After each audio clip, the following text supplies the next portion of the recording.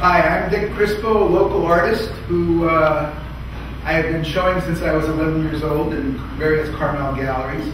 When I was 11 years old, I saw my painting in the window of Nancy's artist palette and decided that it was what I wanted to do for a living. It just made sense to me. I am now 67 and I haven't stopped since. Doesn't mean that I haven't had other jobs at different times. But one thing, I have one rule for myself is I don't compromise with my art or my heart.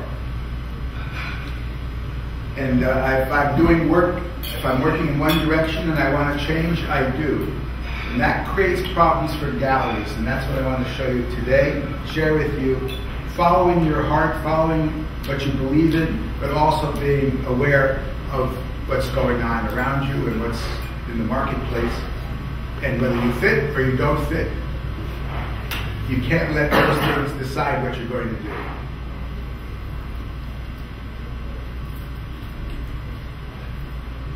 So the newer direction is this direction here, and it started from, I was in the Guggenheim in New York. I go to New York 2 or 3 times a year. I was in the Guggenheim with my brother visiting, and I looked up at the spiraling staircase and thought of the skyscrapers on stilts.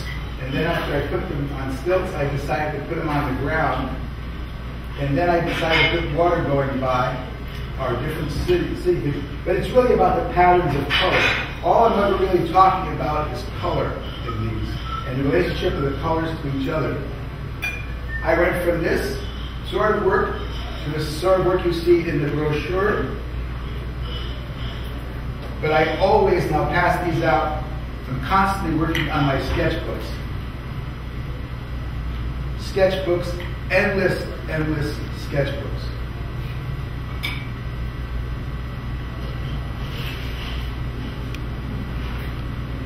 So if I take something like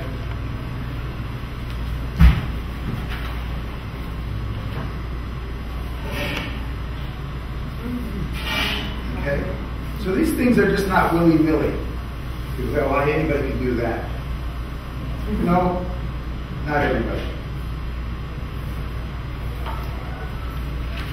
The importance of the sketchbooks is giving me an idea, but not to stick to it. Not to be a slave to the sketch. Again, I'm going to be in my heart and my eyes. My eyes are going to be my ears, and I'm going to be listening to the painting. I'm listening to what's happening in the painting. The painting is going to tell me what it needs next. The sketch is going to tell me what it needs next. That's an important part of this abstract work. It's not to get into a judgment of realism versus abstraction or any of these kind of, that I don't care about. When I teach, I tell people I don't care about your style, I care about your content, and if it works as a visually or not.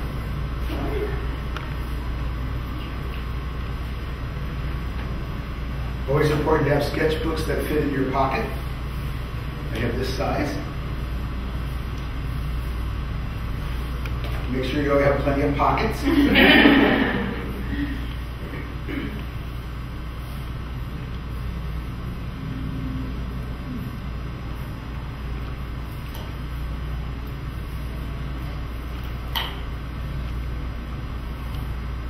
I have a small table, drawing table, where I work on mixed media and small things.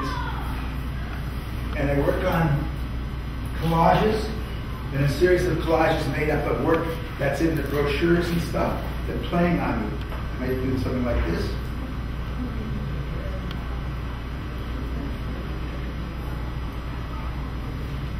Or something like this with glitter.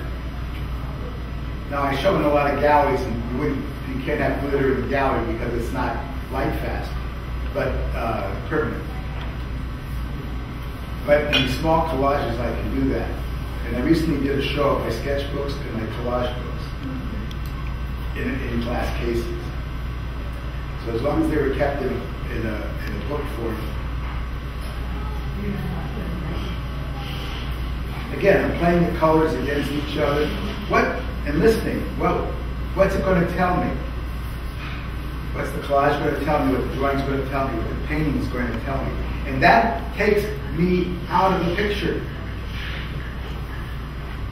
I have all this information. I've studied in art schools. I have a Master's of Fine Arts degree. I've studied a lot with private instructors. All that information is there, and I'm sure that's probably affecting how I'm listening. But I'm talking about listening with my eyes.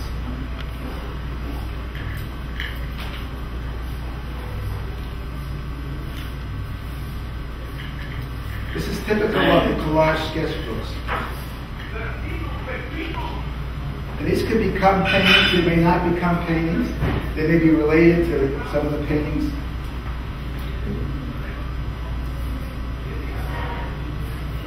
And no two are exactly alike. When I work on a series,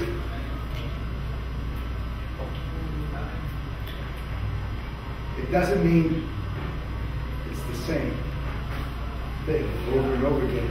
It's an idea. And I'm taking the idea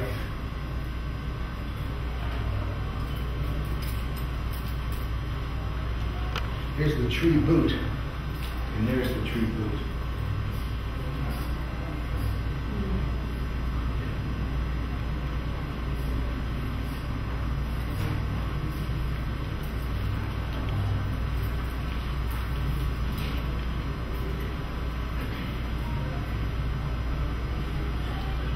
In my more recent works, past few years, I've been working with carbon black, which is a new black, which is extra dense.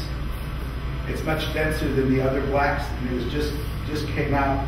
They made chemically a black that was able to be blacker than lamp or ivory black, which is more traditional black, Mars black, which is a warm black. So I was planning on that when I did the series Trees in the Night that you have there in your brochure. And that black became a very important part of the story. Black is not a negative for me. Black is a positive. People say, I don't like black. Okay.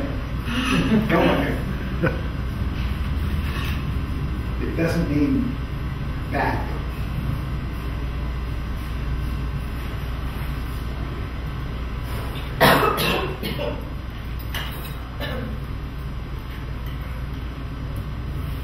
We can use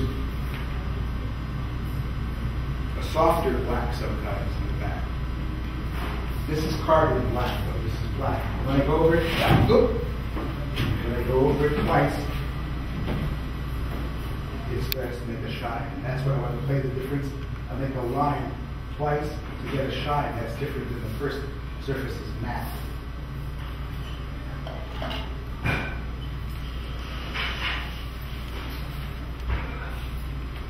I spend a lot of time looking at nature, and what I tell my students in my outdoor painting classes, nature doesn't make a bad composition. Humans make a bad composition. Humans think, they get their thinking all mixed up.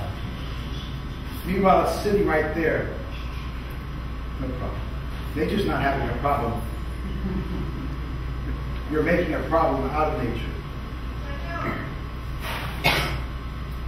So I'll show you some of these seascapes where I teach in my marine painting class. This is the chiclet of a large piece of mine. Oh, I thought that was a photograph. No, it's a painting. Oh, I really, Yeah. Till just now, I thought Yeah, that was a and photograph. okay? Just go with the ocean. Don't try to copy the ocean. Go with the ocean. Okay? This takes a lot longer than some of the ones I'll show you. But this is the kind of thing that I also do. Besides the abstract, I do realism. If I'm not interested, I'm just following wherever I am at the time. And I also my love of nature. a recent piece, breaking a rule of composition where it should have something down here. This is called a Royal Rock, and this is out of the Silmar, and this is a combination of one rock that has this enormous path kind of going through it. And if you've been down to the Silmar lately, you know they've been having incredible waves down there. The energy down, I say, paint the dragon. That's the energy in the ocean. The Chinese call it dragon. If you paint the dragon, you'll get the ocean.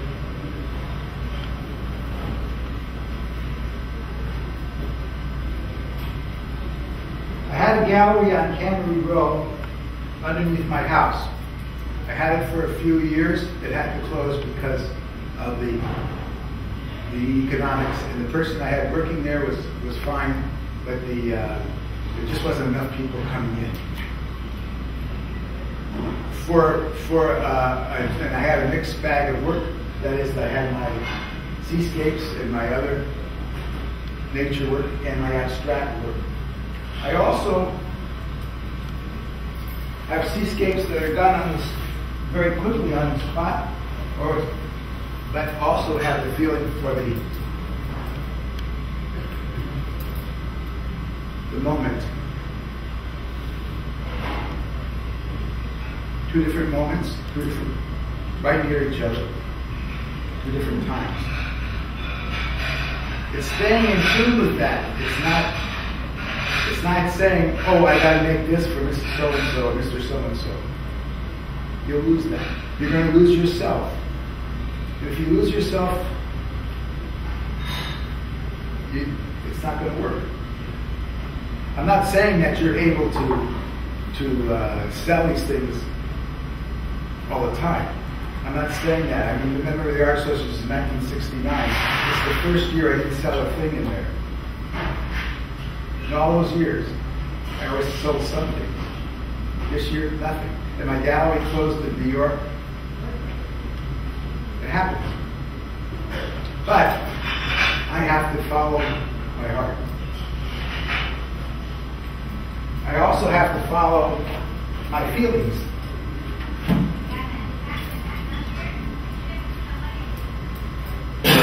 Done about 12 years ago in oil. A rather painful time. So I tapped into my pain and the seascape at the same time.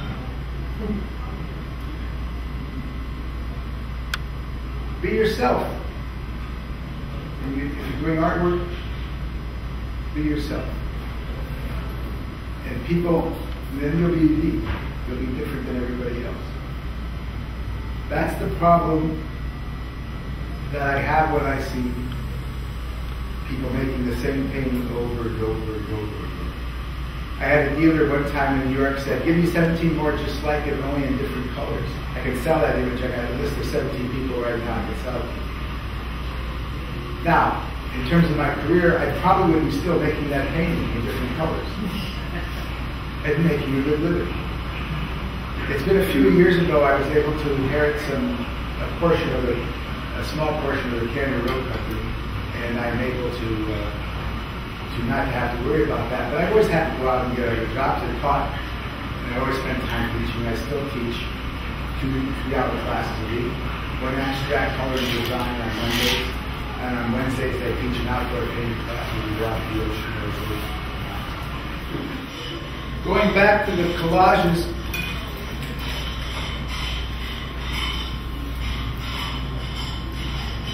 these are notes. Just like a writer takes notes, these are my notes. They don't mean that they're not finished onto themselves, but they're notes. We think of notes being something that we did, not to be seen by anybody else. I don't think so. I think to understand my work is to understand my notes.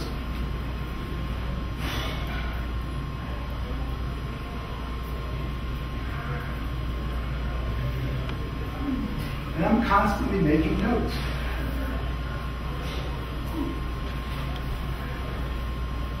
I don't go anywhere without a sketchbook, so I never get bored. somebody says, I'll see you later, or I'll see you when. And I say, well, it's going to take a while, and maybe they're late. I just sit and draw. Draw. And drawing is the backbone of my art. The color is what I'm responding to, but the drawing is what I do all the time. I have boxes full of these sketchbooks.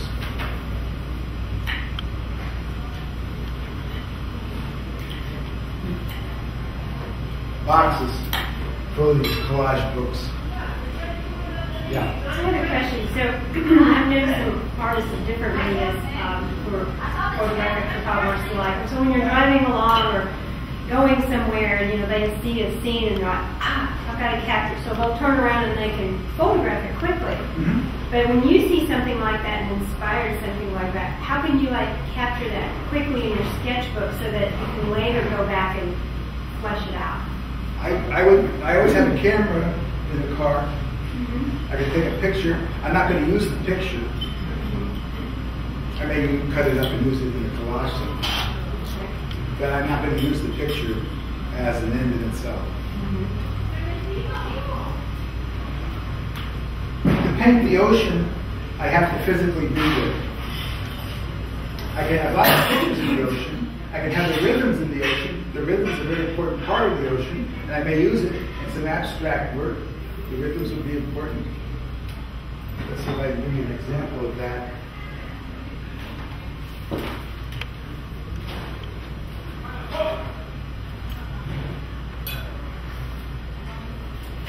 Okay, there may be some rhythms in here that I can use. Some angular rhythms from the Salinas Valley. Something may be happening in the sky that I want to emphasize.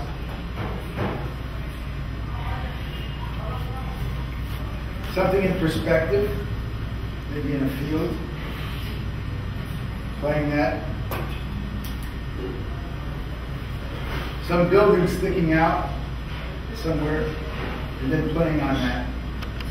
These are all just starting points.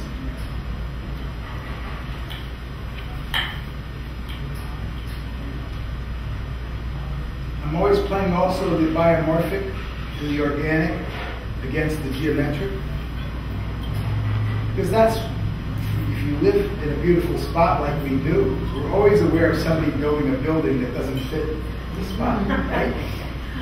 Or you build something that fits the spot, whatever. That happens. Also, from living on Cannery Row, I have a lot of old buildings. I used to have a lot of old buildings that protruded out into the ocean. Or docks, loading docks and things that are still there. I'll use that sometimes.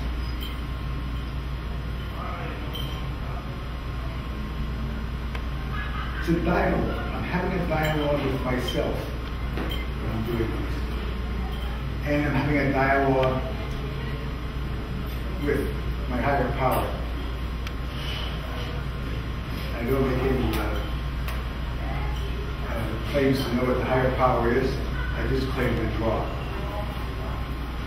on it.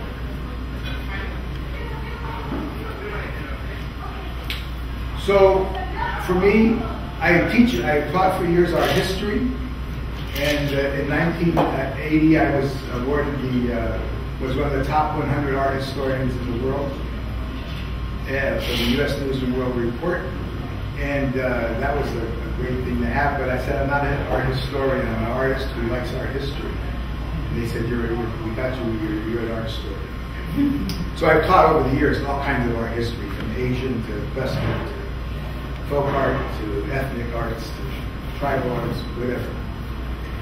I make no distinction in any of these things. I don't just make a distinction between a Rembrandt and an African mask, or an African mask and someone doing some folk art in Bloomington, Illinois or something, whatever. I'm not making those distinctions, but I'm making a distinction about, it doesn't work, it doesn't talk to the soul. In the end, if it doesn't talk to the soul, forget it. My favorite all-time painting is this, one of the late Rembrandt self-portraits that's at the Frick in New York. And every time I'm in New York, I have to go visit and I have this kind of conversation with the painting, and perhaps Rembrandt, but I'm having it with the painting, and it's a wonderful feeling. It feels complete, and I feel like I've done something that I wanted to do. And when I'm done that, I can go off and see all kinds of shows in New York and whatever stuff. I go to San Francisco and see a variety of shows, whatever. Again, I'm not concerned about style. Style is the last thing I'm doing. 9 out of 10 times, the general public prefer realism over abstraction. They prefer warm colors over cool colors. You can do all this kind of stuff. You can study all the kinds of marketing if you're going to be in the marketing of art. All those things are there. People prefer white over black. Could explain my sales this year, but that's whatever. But it doesn't matter in the end for me. It doesn't mean you don't have to compromise. If you have to, you want to do that, you're comfortable with it. But if you're not comfortable with it, you don't do it. If I don't like the painting I did, but if somebody else liked it and they want to buy it, you can't buy it. It's not for sale. I'm not going to put my name on it if I didn't like it. Any questions? So where's your most current work at? Where are you showing at? Is it all listed in this brochure? Some of it's in the Art Association in Cardinal. Some of it's the latest of these series, like this, has people in them now. Their heads in there. And that would be the very latest, and I'll have one of those at the Art Association next month in February. But a large piece. And then I have there's a small gallery in Pacific Road that I've given some things to, and some of these here. And I have things at the Chapman Gallery that has my seascapes, that sort of thing. It doesn't work to have the seascapes and the abstractions in the same place. People get confused by that. But they're both me, so that's what they are. But I have to in the end send things to where they fit in which gallery. If you look like the odd man out, it doesn't.